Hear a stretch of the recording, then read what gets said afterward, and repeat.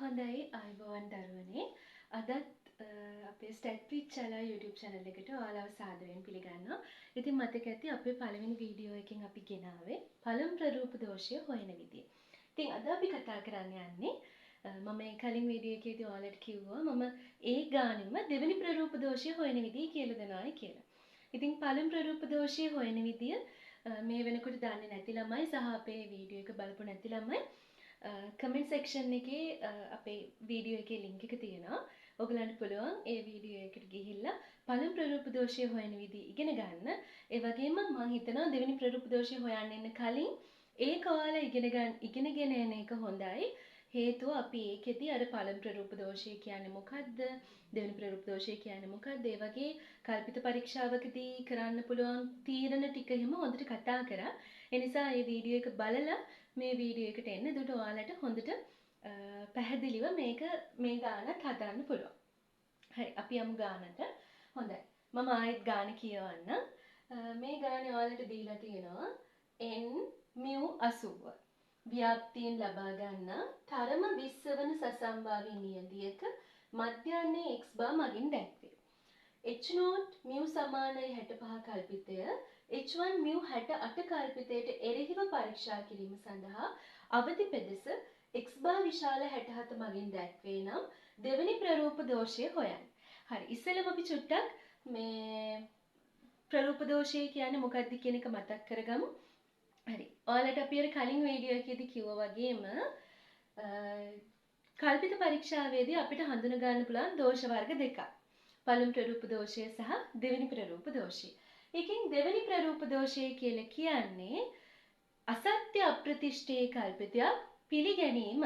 එතකොට අපි සත්‍ය වශයෙන්ම අසත්‍ය වෙන අප්‍රතිෂ්ඨේ කල්පිත. කියන්නේ ඇත්ත ලෝකයේදී අපි ඒ ගාන බැලුවට පස්සේ ඇත්ත ලෝකයේදී ඒ අප්‍රතිෂ්ඨේ කල්පිතේ අසත්‍ය වෙනවා. එහෙම අසත්‍ය වෙච්ච අවස්ථාවක අපි කල්පිත පරීක්ෂාවක් මගින් ඒක පිළිගන්නවා නම් එතකොට ඒක වැරදිනේ. එතකොට ඒ වැරද්දට තමයි ඒ දෝෂයට තමයි අපි දෙවෙනි ප්‍රරූප දෝෂය කියලා කියන්නේ. එහෙනම් අපි දෙවෙනි ප්‍රරූප දෝෂය හොයනකොට අප්‍රතිෂ්ඨේ කල්පිතය අසත්‍යයි. අන්න ඒක අපි හොඳට දැනගන්න. දැන් ඔයාලට මතක ඇති පළමු ප්‍රරූප දෝෂයේදී මොකද උනේ? පළමු ප්‍රරූප දෝෂයේදී අප්‍රතිෂ්ඨේ කල්පිතය සත්‍යයි කියලායි ගත්තේ. දෙවෙනි ප්‍රරූප දෝෂයේදී ගන්නේ අප්‍රතිෂ්ඨේ කල්පිතය අසත්‍යයි කියලා. ඒතර අප්‍රතිෂ්ඨේ කල්පිතය අසත්‍ය නම් අපි පිළිගන්නේ මොන කල්පිතයද?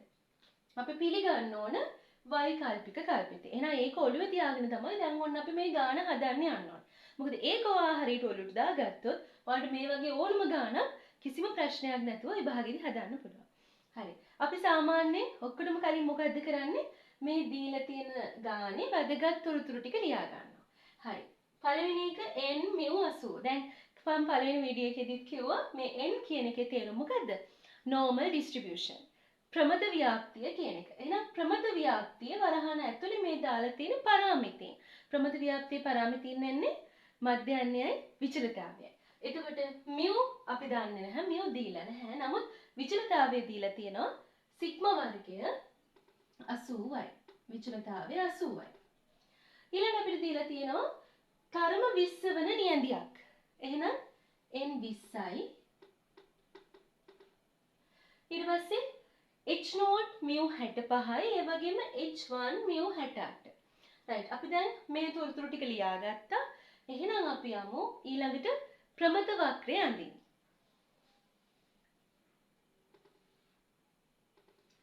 හොඳයි ඔයගලන්ට ප්‍රමත වක්‍රයක් ඇඳගත්තට පස්සේ වැරදින් නැති වෙන්න මේ ගාන හදා ගන්න පුළුවන්. right අපි දැන් ප්‍රමත වක්‍රය ඇඳලා පස්සේ අපිට දැන් මෙතන mu දෙකක් තියෙනවා. h0 වලත් mu වගේක් දීලා තිනවා. h1 වලත් mu වගේක් දීලා තිනවා. දැන් අපි ප්‍රමත වක්‍රයේ මධ්‍යන්නේ විදිහට සංගහන මධ්‍යන්නේ mu විදිහට අපි ගන්නෙ මොකක්ද? ඔයාලට මතක ඇති මං කිව්වා මෙතන mu ට ගන්නෙ අපිට ගානේ දීලා තියෙන එකේ අනුව. අපිට ගානේ දීලා තියෙන දෙවෙනි ප්‍රරූප දෝෂය හොයන්න නම් අපි බලන්න ඕනේ දෙවෙනි ප්‍රරූප දෝෂයේදී මොකක්ද කියන්නේ? මොකක්ද කියන්නේ? අසත්‍ය අප්‍රතිෂ්ඨේ කල්පිතයක් පිළිගැනීමේ සම්භාවිතාවය තමයි දෙවෙනි ප්‍රරූප දෝෂය කියන්නේ. එහෙනම් අප්‍රතිෂ්ඨේ කල්පිතය අසත්‍ය නම් අපි අප්‍රතිෂ්ඨේ කල්පිතේ මධ්‍යන්නේ මෙතනට දාලා හරිනවද? නෑ. එහෙනම් දාන්න ඕනි වෛකල්පික කල්පිතයේ මධ්‍යයන්නේ. H1 වල මධ්‍යයන්නේ තමයි අපි මෙතනට දාන්නේ.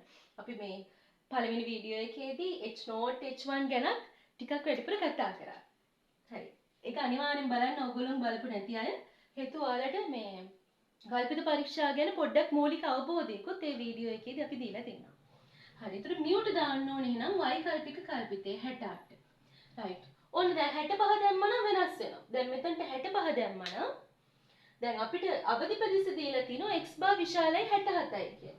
ඒතර 67 ඉන්න ඕන මෙතන 68 නිසා 67 ඉන්න ඕනේ වම් පැත්තේ.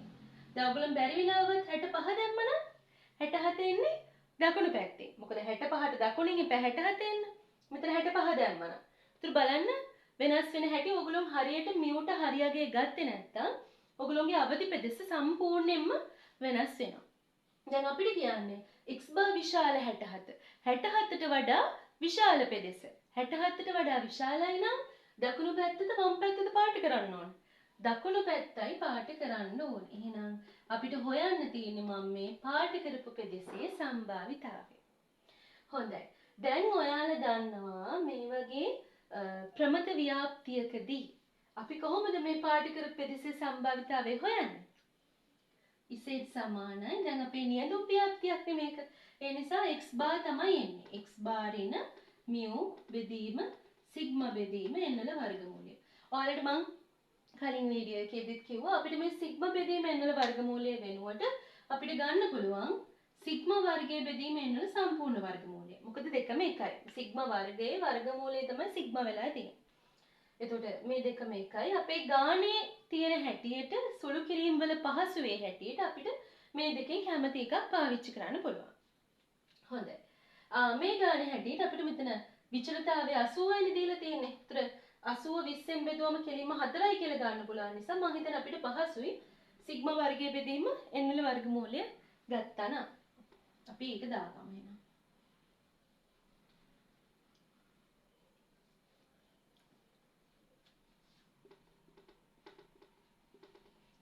හොඳයි දැන් අපි සුළු කිරීම කරමු.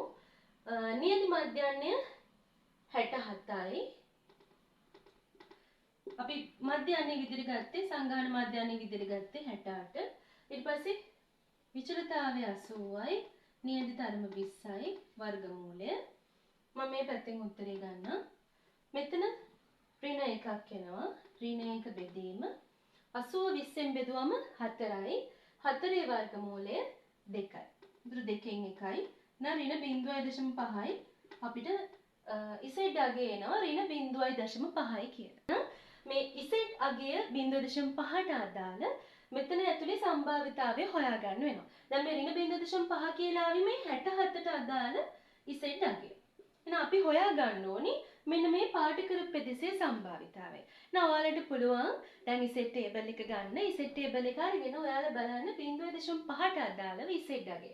මට මතක විදිහට කලින් වීඩියෝ එකේදීත් මම ඔයාලට කිව්වා මේ z ටේබල් එකෙන් බලන විදිහ මේ පැත්තෙන් 0.5 ගාවට යන්න මේ පැත්තෙන් බිඳුවට යන්න මෙතන ඇතුලේ ඔයාලට පෙනෙන සම්භාවිතාවය තමයි ඕගලන්ට මෙතන mu ඉඳන් මෙන්න මෙතන 67 වෙනකන් තියෙන සම්භාවිතාවය.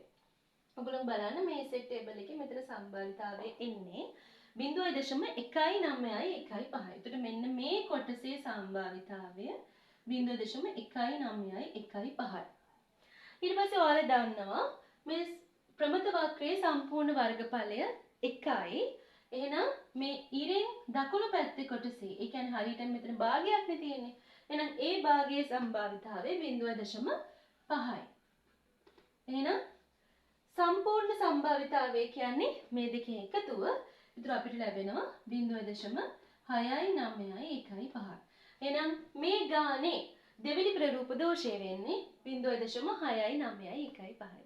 ඉතින් මම හිතනවා ඔයාලට අපේ ගාන හදපිදී පැහැදිලි වෙන්නේ නැති කියලා. ඉතින් මම ඊළඟ වීඩියෝ එකෙන් ගේන්න බලාපොරොත්තු වෙන්නේ පරීක්ෂාවේ බලය හොයන විදිහ. ඉතින් එතකොට ඔයගලන්ට මේ වීඩියෝස් තුනෙන් සම්පූර්ණයෙන්ම කල්පිත පරීක්ෂාවකදී පළමු ප්‍රරූප දෝෂය, දෙවෙනි ප්‍රරූප දෝෂය සහ පරීක්ෂාවේ බලය කියන අවස්ථා තුනේම සම්භාවිතාවයන් හොයන්න ඔයාලට පුළුවන් වෙනවා මේ වීඩියෝ තුනම බලන්න. ඉතින් තවත් වීඩියෝ එකකින් අපි හමු වෙමු. එතෙක් ඔයාලට සුබ දවසක්. ආයුබෝවන්.